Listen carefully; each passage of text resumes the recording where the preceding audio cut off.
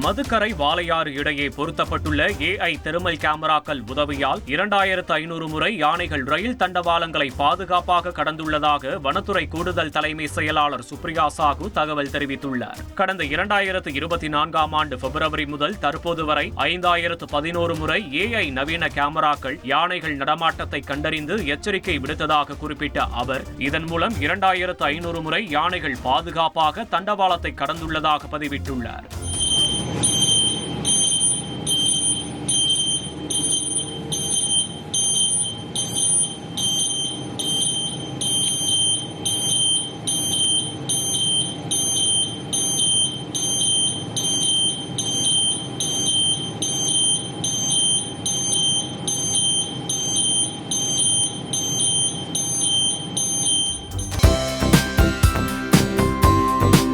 தந்தி டிவியை உங்கள் cable TV ஆபரேட்டரிடம் இலவசமாக கேட்டு பெறுங்கள்.